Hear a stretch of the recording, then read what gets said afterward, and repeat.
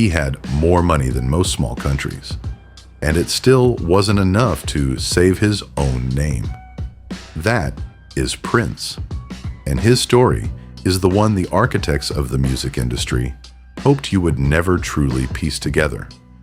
You see, in the autumn of '92, he signed a paper worth $100 million. Most men would call that a crowning victory. But for him, it was the moment the Gilded doors locked from the outside.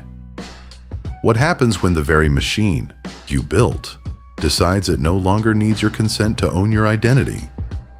How does a man worth a fortune end up writing the word slave across his face just to be heard by the world? If you want to understand how a golden empire can become a very private prison, stay with me. This is one of those stories. Let's get into it. But before I get into what the system did to him, you need to understand what kind of man he was before the money changed everything. Because without that, the rest of this story won't hit the way it's supposed to. You see, Paisley Park wasn't just a studio complex. It was a manifesto. I remember standing outside that stark, purple-hued facade in Chanhassen once, watching the fleet of black limousines glide through the gates. You could feel the weight of ambition from the street. It was 1987, and Prince had spent $10 million to build a sanctuary where he was the law, the king, and the only god in the room. Inside those mahogany walls and acoustic glass, he created a world where time didn't exist. There were secret rooms, corridors, only he held the keys to, and most importantly, the vault, a steel-lined room housing thousands of hours of music that he chose not to share with anyone. That is the ultimate form of elite power, owning the world's most valuable secrets and choosing silence. He had the blood of a self-made aristocrat. His father, a jazz musician, named him Prince Rogers Nelson, with the hope that he would achieve everything a black man in the old world couldn't. And he did.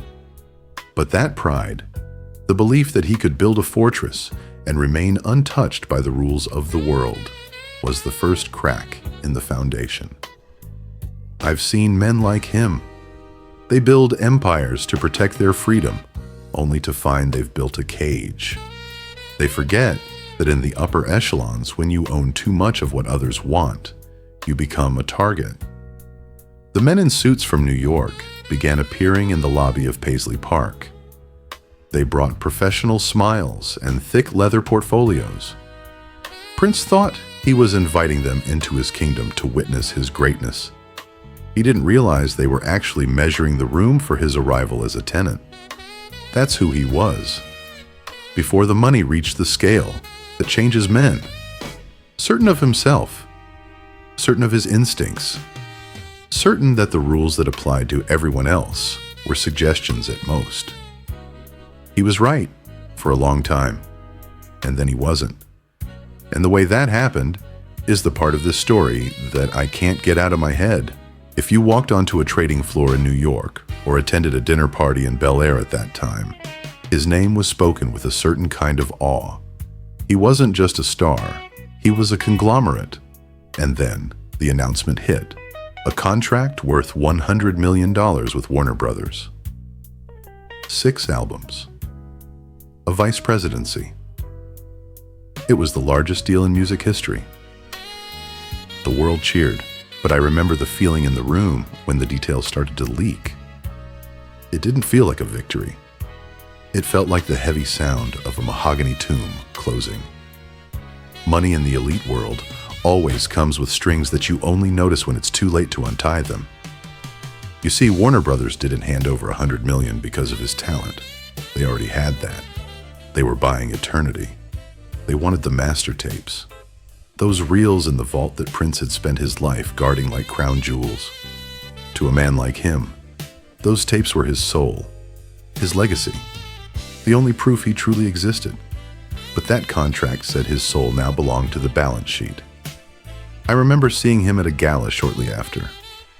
He was draped in the finest silk, yet his eyes were strangely hollow.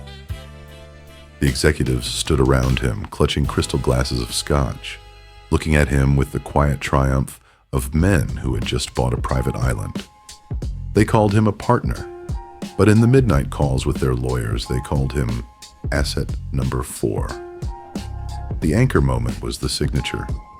Imagine a boardroom so quiet you could hear the tick of a Rolex, a Mont Blanc pen touching the gloss of the paper, a quick proud stroke of ink, and the moment it dried, the trap snapped shut. The contract dictated when he could release music, how much he could release, and most chillingly, they owned the name Prince. He returned to Paisley Park, surrounded by ultimate luxury, but for the first time, those halls felt narrow. He began to realize he couldn't release the songs he had just written unless they gave him permission. A genius who created music faster than anyone else on earth now had to wait in line to be himself. It's a refined kind of torture that only the elite understand, having all the money in the world, but zero agency over your own creation. I've seen families lose fortunes in a single night on the floor of the exchange, but watching a man lose ownership of his own identity, that is a different kind of tragedy. It's hollow. It rots from the inside. Prince began spending his nights in the studio, not to create, but to find a way out. He called lawyers at 3 a.m. He started reading the fine print he had once bypassed with the arrogance of a king. The contrast was brutal.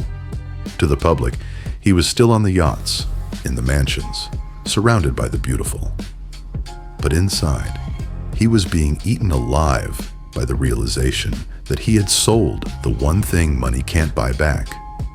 Real power isn't the 100 million. Real power is the person holding the paper with your name on it. And Warner Brothers was holding it very tight. I've seen men like him before. They never see it coming. The exact moment the system stops being your engine and starts being your cage. By 1993, the air inside Paisley Park had changed. It was no longer the scent of expensive incense and raw creativity. It was the stale smell of legal briefs and midnight faxes.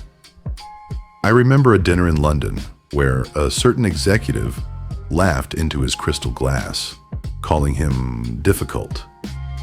But it wasn't difficulty.